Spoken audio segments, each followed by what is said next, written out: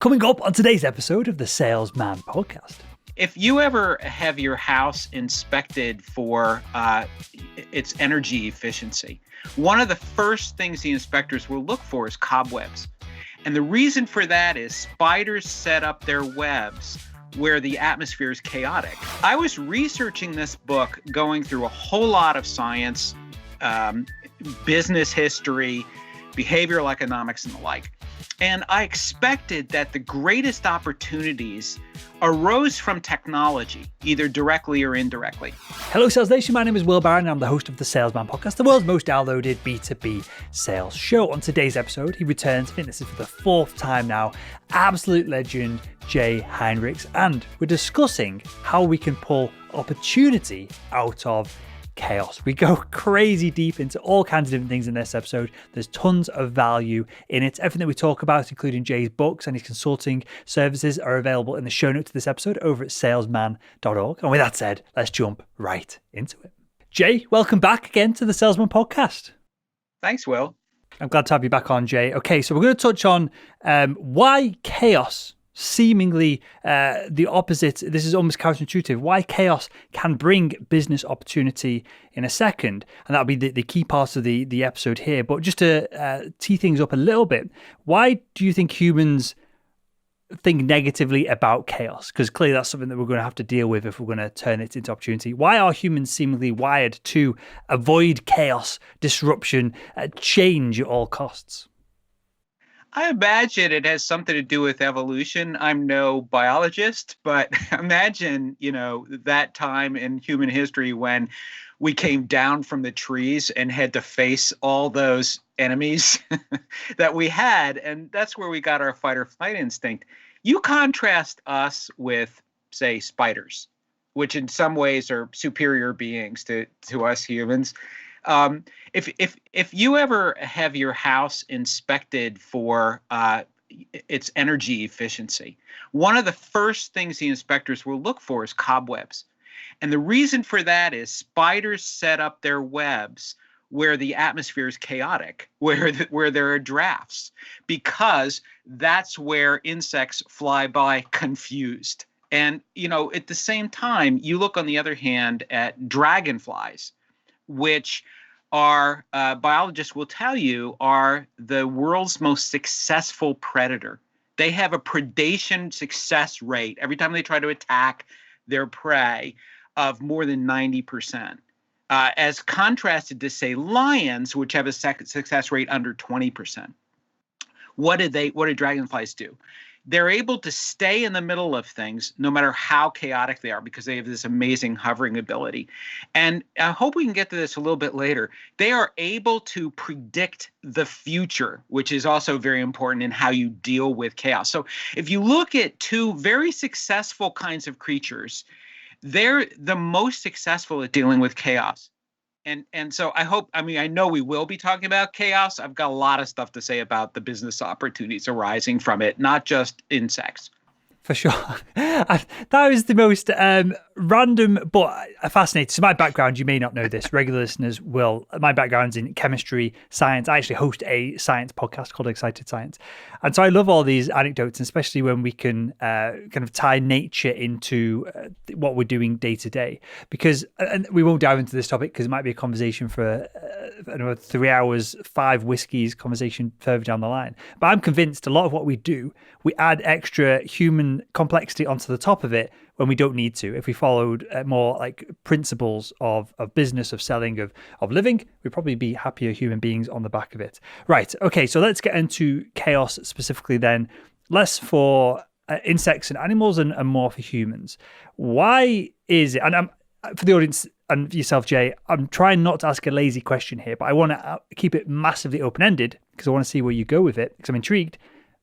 Why does chaos lead to potential opportunity for business people, salespeople, and I guess capitalism as well? I'm working on my next book, which is about the art of opportunity. And I am a rhetorician. I try to apply the principles of rhetoric, the ancient art of persuasion. And one of the key principles of rhetoric is something called kairos, and we can get back to that if you're interested, but kairos has to do with timing and seizing the moment, seizing an opportunity. So I was researching this book, going through a whole lot of science, business history, behavioral economics, and the like. And I expected that the greatest opportunities arose from technology, either directly or indirectly. And I actually found that, especially when studying business history and talking to economists, I found that people tend to become fabulously wealthy and found new businesses. Economies, in fact, grow the fastest during or immediately after the most chaotic times. So, in other words, chaos has to do, you have to think about what chaos is exactly. And here I'm going to get super nerdy on you because I'm a word guy. That's what I do for a living. Chaos, the word comes from the Greek chaos, which comes from a word that means gap. So chaos isn't just confusion. It's an opening at the same time. This is the original meaning of the word. And so chaos has to do, when you think about what chaos is in terms of politics, as both our countries are going through today, and what happens with economies when they get chaotic. The rules change, or they go away, or they don't apply, or people don't follow them. And so chaos is a kind of Wild West, and where there are no fences. And that's where the people who can deal with the chaos and the confusion, simplify the facts around them, and actually act while other people are frightened. Those are the people who tend to be the greatest opportunists. I love it. Perhaps we can touch on first principles or something like that later on in the show to kind of tie this together and make it practical. But I think this is fascinating. Have we misconstrued what chaos is then? If we frame it up as it's a gap in our knowledge, or it's a gap in from one thing starting to one thing finishing to another thing starting, it's natural, it's in nature, it happens in the universe as a whole. Clearly, if we talk about entropy and things like that, chaos is important. We wouldn't be here without it. Have we just misaligned? I say we. Maybe I'm talking about myself. Maybe other people aren't so bothered about chaos. But have perhaps I misaligned what chaos means, and we should see it as opportunity as opposed to see it as a potential for things to be taken from us? Well, I think so. And let me get back to rhetoric. Everything goes back to rhetoric as far as I'm concerned. And so rhetoric was invented by these ancient educators and consultants who, in a nice bit of branding, called themselves sophists, meaning the wise ones. And so one of the things that sophists taught was that there's a time to persuade and a time not to persuade. And any salesperson knows this, obviously. Holding your fire can be the best thing you do. You know to make a cold call at a particular time and when not to. But even more than that, the sophists believed that there is a certain set of skills and principles that can be applied that's the equivalent to shooting an arrow, that's what they had back then, through a chink in the armor, through an opening. That gets us back to chaos. So chaos can be terrible, but one of the things the sophists taught was how to reframe every occasion. Can I tell you just a quick story about this? Because I think it just sums up what the sophists were thinking. Back in the day, many years ago, I was an administrator and I taught at Dartmouth College, an Ivy League university here in America. And I had a student intern named Emily Hill, who did a year abroad in China as a student. While she was there, she was on a bus tour going through the Chinese Himalayas, and the bus got caught in a blizzard and it stuck. And so she was the only person on the bus who spoke Mandarin, and she led the entire group to safety. 2 weeks later, she decided to take a little break and be a tourist in Nepal, where She was gored by a rhinoceros in the Nepal's Royal Chitwan National Park, or Royal Park. So when she got back, I said to her, um, don't tell me about what happened to you, because it was all over the news in the United States. Tell me how people responded to it, because this has to do with how you reframe moments of chaos. She said, it's funny you asked that, because she was from Kansas City, Midwest, very conservative area. And she said all her parents' friends said, you see what happens when you let her out of the country? And she said all her fellow students at Dartmouth, all these type A students, said, wow, I wish I had an experience like that. And if you look at the two responses to this, one was flight and the other was not fight exactly, but aiming for the gap in that, like the gap in opportunity that they had. And to this day, I imagine she can get any drink she wants in a bar telling that story. That's what the sophists were talking about. How you frame a situation. When something's chaotic, it can seem awful. War, the political turmoil in this country, the pandemic, all that sort of thing. We can simply say, you see what happens when we step outside our house. On the other hand, some people are going to be absolutely richer than God coming out of this pandemic and all the confusion. So we might go back to the dragonfly here for a second. Can we guess, can we use, if there's a skill or there's a principle to predict what's happening during chaos, or predict what's going to happen on the other side to take advantage of it? Is there any science or even anecdotes of how we can leverage this as a tool once we've got our mindset right, that we should perhaps, not all the time, but maybe some of the time, we should run into chaos as opposed to running away from it? So after talking to all kinds of experts over the past few years and trying to come up with a set of rules or guidelines or best practices for dealing with chaos, I came up with what every good business book writer should do, which is an acronym. And I call it SAFE, which is you first need to be able to spot an opportunity. And the best way to spot an opportunity is through what rhetoricians call exigence. And this, I'm summarizing what economists have talked about, but I define this as exigence is an urgent need. So you need to be looking at two things. What do people need and how urgently do they need it? And that tends to happen most during times of chaos. So spotting an opportunity, that's the S. You need to be able to analyze the opportunity. And one way to do that is by this takes some skill, obviously, to be able to compress the data. And I actually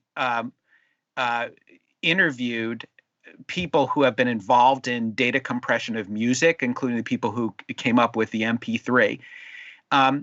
They're able to see what doesn't belong in the information. And I spent a lot of time studying how Dwight Eisenhower planned D-Day. He was taking just this confusion of information and opinion, and he had to boil it down into the moment to invade France with the Allies. That's analyzing, that's A. So we got the S and the A. Thirdly, you need to know whether you actually fit that occasion. And again, I decided to apply a rhetorical principle called to propond, which is the art of actually fitting into an occasion. Do you suit this opportunity, which is really important? And for that, you need to be able to conduct a really good audience analysis to see if you fit into that, among other things as well. E is extend. You need to be able to bring about an opportunity potentially, and then extend it when it comes about. The ancient Greeks actually thought this idea of seizing an occasion at a particular moment was so important. They actually had a god for it. The god was called Kairos, and Kairos was this beautiful young man with winged feet. And the most fashionable curly Greek hair in front, but he was entirely bald in back because Kairos ages quickly. He runs by and the moment is gone. One of the things you need to be able to do in order to seize an opportunity is to perform a kind of like a catalysis, which is by either increasing the confusion or sort of building a fence around it. And so I went through business history to see who did what, and fencing was by far the best way to do it. Inventing rules where there weren't any rules, principles where no principles, and so on. And then finally, beyond all that, S-A-F-E, safe, I thought I had to add an H, which is, in order for any of this really to work, you have to come up with sort of a habit of mind to be open to opportunities when they arise. So it's not a matter so much of predicting it. It's more a matter of envisioning the future during the most chaotic times. And that's what dragonflies do. But at the same time, we can do that by getting rid of some bad habits. One is we tend to focus too much on the past, and we tend to define the present too much in terms of what's good and bad, rather than just what we understand of the moment. And one of the things I found is that the most successful entrepreneurs, and this really surprised me, tend to score very high in what psychologists call openness. I use the term liberality, which means, when something happens that it seems frightening or confusing, people who don't have this trait of openness or liberality will say, "Whoa, this is bad," or fearful. People who have a liberal attitude or an open attitude will say, "That's interesting." That's the difference. And time and again, entrepreneurs deal with information this way. That information does not make them fear. It makes them feel more curious. So that's SAFEH. Jay, terrible acronym. I think it's not the best acronym. I'm sure that another letter would make it make more sense. And you're the master at kind of pulling these together. I've got to say it, mate. I had to shut up then and just listen, because I've got a bunch of notes here which we'll run through in a second. But one thing that stands out, because I want to get into survivor bias, whether this is just luck, whether people do this routinely. I want to touch on that with regards to chaos in a second. But a slight side note, and I'll drag it back into the conversation that we've been on the track of. Do you have a process, or is this something that comes natural, where you have the ability to, talking about chaos, talking about insects, the Greeks, different gods, all these different things. Your books talk about the Simpsons, cats, all different ways to. Clearly, it's an amazing way to teach and to train. And clearly, you've got that background in teaching as well. Do you do this naturally, being able to pull from different sources to use anecdotes, quotes, and different things, or do you consciously do this? Because I feel like even just a sales presentation, if we could pull like 3 or 4 different things out of the hat, like you seem to do with all these different subjects, it would make a sales presentation 10 times more exciting in its own right. Well, one of the things, in a way, my agent criticizes me for this because there's just too much, like, this is you're confusing us. I'll tell you, before I answer your question, Will, I have to tell you another personal story, because this is what occasioned this book in the first place. I've been thinking for years about one of the biggest blown opportunities on my part that kept me from being a billionaire. I'm laughing, but it's almost literally true. Correct, crying inside. I could have helped ruin the world and become fabulously rich back in the year 2000. This dates me, but I have to do it. I was working as vice president of content for what was called a .com back in the day. This is during the .com era, where I worked for a company and helped found this company that pulled together some 2,000 radio stations. We thought we had solved the problem of the internet, which is, how do you get people on it? How do you attract people to your particular .com?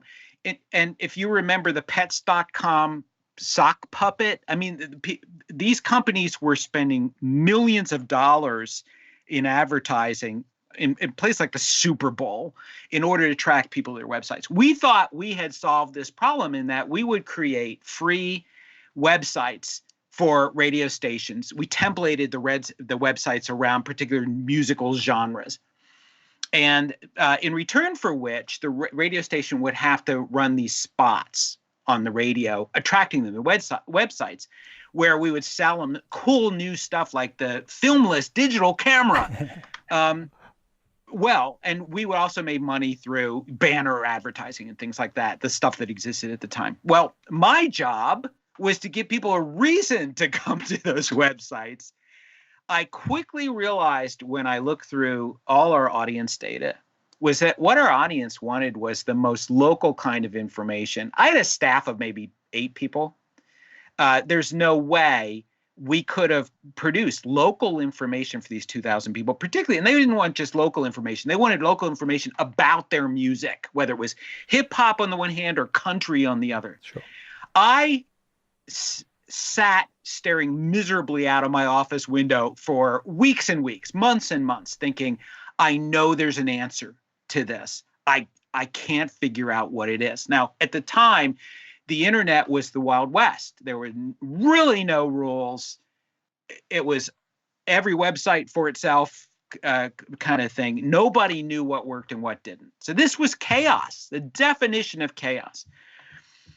Well, our 9/11 came along. We lost our funding. I was unemployed soon after. A year later, a Canadian programmer invented Friendster. And soon after that, you had MySpace, and after that, eventually Facebook and all the rest. And that was the answer. I probably still have the dent in my forehead from smacking it when I realized that the answer to the content was not to create it, but to allow users to create it. So that was an opportunity in the middle of chaos, and I failed to see it. If I had seen it, we had a whole great team of top programmers. If I had gone to them and convinced them that this was the way to go, we could actually have taken off better than Friendster, much better than MySpace. Why hadn't I thought of it? Like, what was I lacking? What skills was I lacking? And that's why I did this book. So my natural way of doing this is to just ask the universe, look at every possible source of information that would solve this particular problem. Why didn't I invent social media? Okay, so you've given us a good starting point here of I'll put it mildly as I can, kind of somewhat of a failure story, right? As I'm being kind of polite, but a failure, and we've all had them. I've had massive failures as well. So, is failure the default when people do run into chaos, or are there people who can go into chaos and come out of a success, and then go into a chaos and come out of a success? Can people do this regularly, or do we look at people who go into chaos and have success once as these heroes, as these individuals who are incredibly intelligent, who can work out all these variables? And the reality is that it's just survivor bias, that 1,000 people run in and one of them is just going to happen upon the correct answer. Yeah, that's a great question. And it's one that I don't have the expertise to answer entirely. I can only, look at this anecdotally, and you look at the people who are consistently successful, who come back again and again. Now, they have their failures like everybody else, but they tend to add on. They actually succeed from their failures. They take their failures as information and move on from there.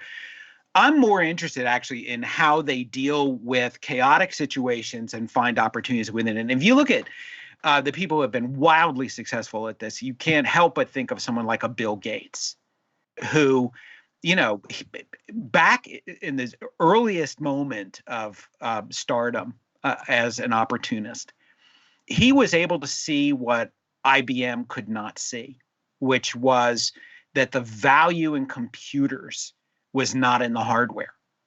And now he took the most confusing kind of time, and he had the sort of vision to project into the future to see what the potential of this technology might be. So this was at a time when people were still believing that computers, the best use of computers would be as terminals.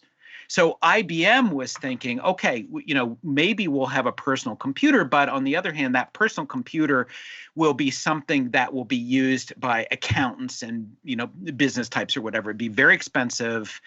And we'll make the very best machines. That's how they saw these, as like adding machines, essentially.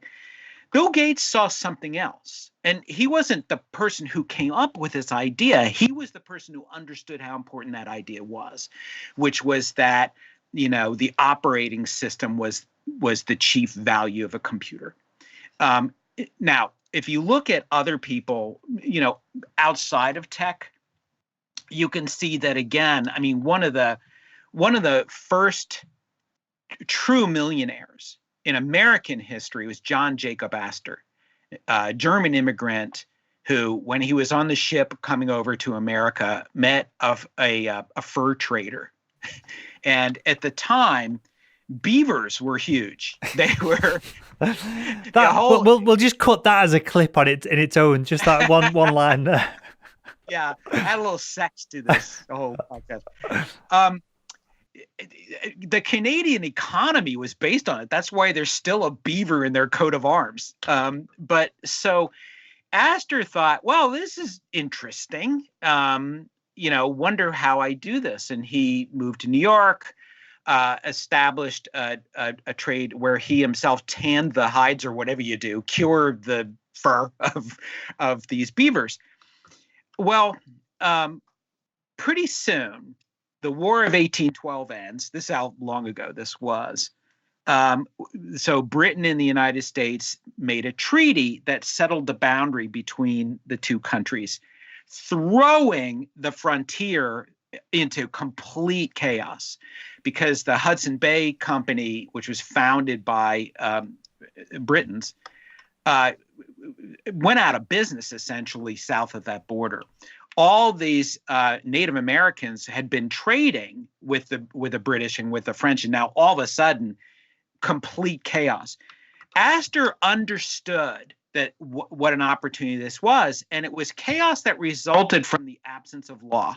And a lot of opportunists throughout history take a look when law or rules, regulations, or literal fences break down, and they seize that opportunity. So he ended up hiring a bunch of agents who either spoke French or spoke some Native American language, and he sent them out on commission. So he didn't have to spend any of his own investment because he didn't have any money to start with, and ended up being wildly successful for about a decade. He then used that money at a time when there was a big economic depression that devastated New York City. And so he moved away from the fur trade, which by then was already getting more competition. And he invested the money he had made into real estate in New York and became even more fabulously wealthy.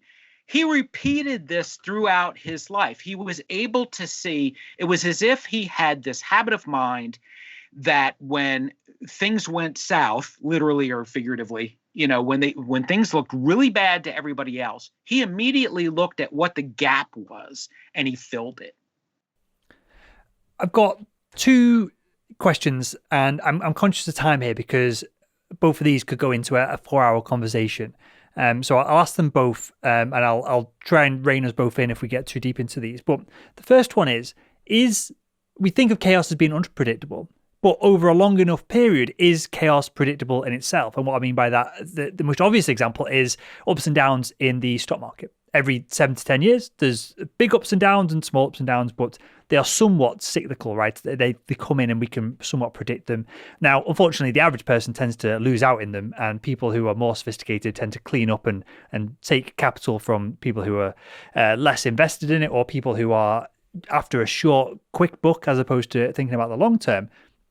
But Jay, is something as crazy and as random as chaos, can it be predictable? I can only tell you what I found out from the research I've done so far. If you look specifically at the stock market, that I think the stock market shows really good evidence that chaos is unpredictable. That, I mean, if you look at it, if you look at managers, investment managers, they almost always perform. I mean, you know this, perform behind the average of the stock market itself, and so one of the things about chaos is that almost by definition it's unpredictable. Now, there's some things you can tell when there are changes in administration in a particular country, particularly the United States, where it's every 4 years, like a drumbeat. Then yes, you can probably predict that there will be some elements of chaos. You can see trends, and trends can lead to chaos, especially if they're chaotic trends. So you see the breakdown in trust in both our countries, in the three major sources, traditional sources of information. And this is a chaos, a growing kind of chaos. So we can predict that it's going to get worse. If you look at people's faith in science, it's really been breaking down over the past 20 years. You look at faith in journalism, traditional journalism, it's almost entirely gone. And if you look in faith of our chief source of data, and that's government, faith in government has broken down as well. This means that as long as that faith isn't there, that trust, when you get that lack of trust in information, that creates chaos, which can also create all kinds of opportunities for people who want to make a lot of money or just ruin the world. And let me ask you the same question in a different way. If we have enough of something, does something that might seem chaotic what I'm asking is, with the right perspective, can chaos seem less chaotic? For example, if you look at atoms in a reaction, the bumping of atoms bouncing around and the enthalpy of the reaction that needs to be reached before things react, and new elements, new compounds to be made. If you looked at individual compounds bouncing around, it's incredibly chaotic. It's almost unpredictable. But then if you scale out and I mix orange juice with some water, it's very predictable the way that they're going to mix. So is chaos and this might be a mindset thing as opposed to something practically we can do to increase our sales, but can some of this, if we pull back far enough, can some of this become predictable from that perspective? You just said it was something really critical here. First of all, I'm going to have to interview some chemists for this book. Well, I'll give you this, not an anecdote, but I don't know how much you know about electrons around within a molecule. So when we draw them on a screen, you'd see the protons, neutrons in the center, and you'd see electrons, kind of a blob floating around the outside. Well, that's not how they exist. So you may know this. So don't feel like I'm trying to be condescending here. But for the audience, what really happens is there's a cloud of probability that the electron may be there, might not be there. And it's only when we observe the electron that we see where it is in time. Now, some of the probability, there's a high probability that's within this cloud. There's some probability that the electron isn't within this cloud, and we've no idea. There's only theory as to where this electron goes. So this might be something interesting for you to look at from a chemistry perspective or a physics perspective. When you get this small and this nuanced, it's completely chaotic, again, until we observe it. But then when we scale all the way out, I know a mug is there because I can hold it. And this is clearly made of electrons, protons, and neutrons. What the critical thing that you're talking about here, it seems to me, is that you're making a brilliant analogy of perspective. And perspective from a rhetorical standpoint, remember I said everything goes back to rhetoric, has to do with framing. And framing, when you think about what a brilliant word framing is, framing has to do with setting a frame behind a particular issue where you focus on some aspect of an issue and you deliberately ignore another aspect. And you can do that in your analogy by getting closer, backing away. This is where it's really important in determining your own personal situation, if it's a sales situation or a business opportunity or whatever, to understand what's relevant and what's not. So if you say it in terms of electrons, In terms of our daily life, electrons are only relevant if we're an electrical engineer or someone simply interested in electrons. In terms of your coffee mug, that's irrelevant information. Good to know, but irrelevant for your ability to drink coffee. Now, same thing applies for any kind of economic chaos or political chaos or chaos within your own life, for that matter.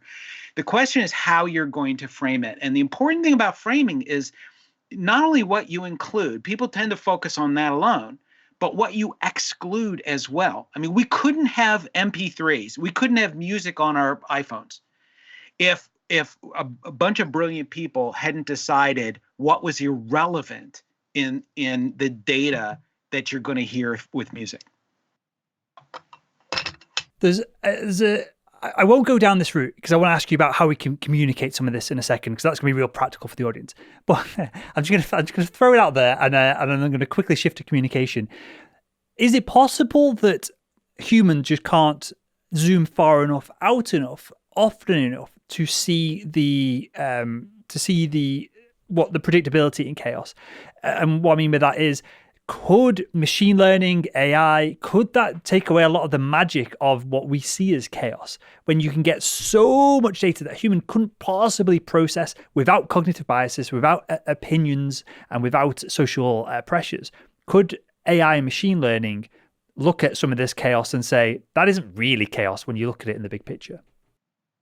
Well, that's really interesting. It's something that I've been looking into, the ability of AI, the uncanny ability of AI to see patterns that we don't see. And this brings me back to the dragonfly. I've been waiting for this opportunity. So the most amazing thing about a dragonfly is that it literally sees the future. So it sees a kind of data pattern that AI itself sees, so that when a dragonfly is pursuing prey, it literally does not see where the prey is at any particular moment. It sees where the prey will be. There's this brilliant sort of vector analysis that goes on in the dragonfly's ganglia and its optic nerves, which allow it to, and not allow it, it limits it only to seeing where that prey is most likely to be, with a success rate of some 96 to 98%. It's able to see not where the bug is, but where it will be. AI is capable of doing that. The problem, of course, lies in the fact that most of what we would ask AI to do in terms of finding patterns within chaotic situations aren't bugs. They're somewhat more complex than a vector analysis of a gnat or mosquito. So, garbage in, garbage out applies to any kind of AI. Someone will have to have the perspective to understand how to allow that machine to learn what patterns are and how to predict them. And it's interesting. In some ways, AI is doing a brilliant job. In medicine, for example, AI is already superior to most diagnosticians. On the other hand, asking AI to predict the stock market, that's a whole different kettle of chaotic fish.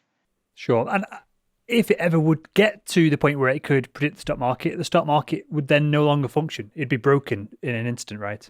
Well, that's a really interesting question, because again, I would apply the principles of Kairos to that kind of situation and think, okay, what if it does? Like, what if the stock market becomes absolutely predictable, and the people who have the access to the AI basically own the stock market and everything on it?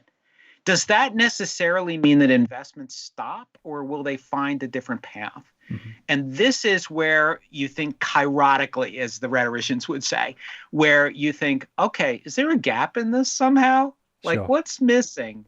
If somebody's looking for an investment, are they going to look for that kind of investment, or are they going to look for risk? Now, one of the most important things about learning about chaos and how it works and how it doesn't, is to know the difference between risk and uncertainty. And as you know, economists talk about this all the time.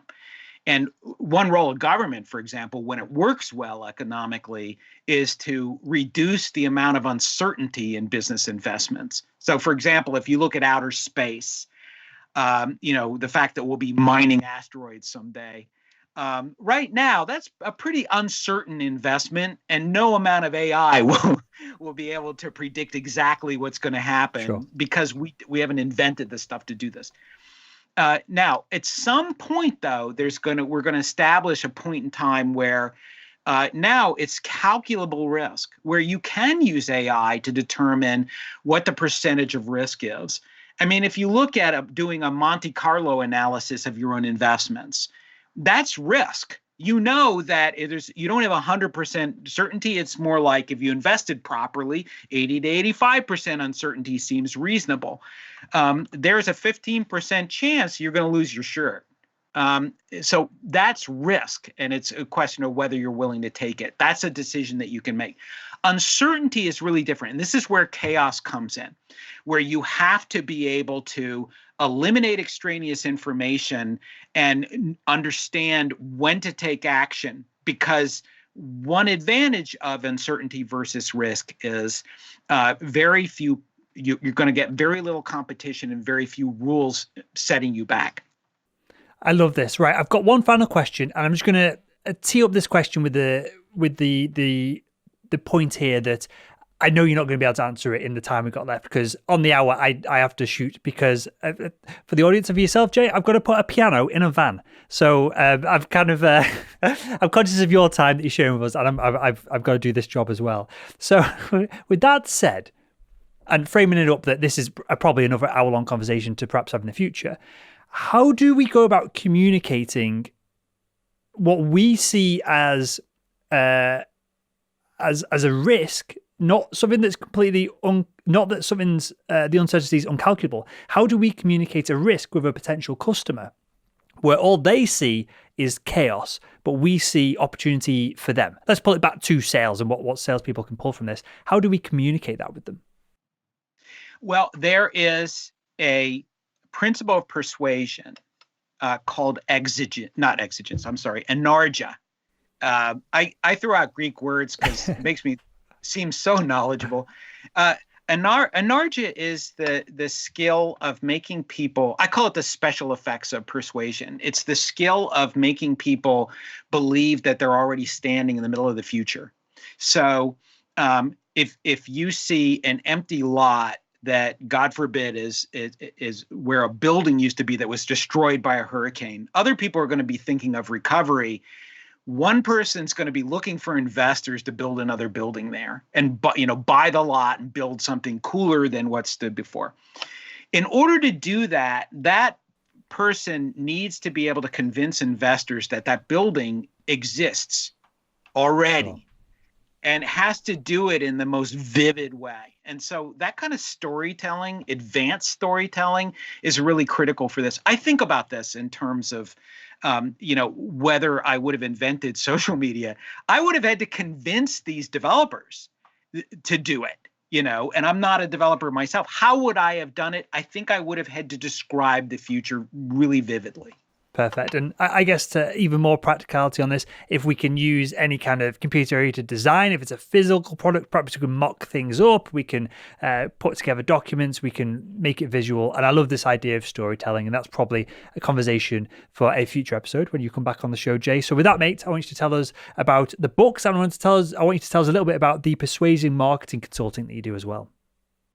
Well, as far as the books, the book that has sold the best is called Thank You for Arguing, What Aristotle, Lincoln, and Homer Simpson Can Teach Us About the Art of Persuasion. It's based on the ancient tools of rhetoric, but, with modern principles and storytelling. I also have this book that I wrote that's a kind of an easier introduction. I mean, people get PhDs in the art of rhetoric, so I thought it would be kind of fun to do a book called How to Argue with a Cat. And it's illustrated by an art director I met in London who worked for Ogilvy UK as an art director and she illustrated the book. So it's a fun, quick introduction to the art. And if you're still interested, then you buy the other book. Most of my income comes from Persuasion Marketing Consulting, which has to do with working with audiences that aren't doing what they're supposed to be doing.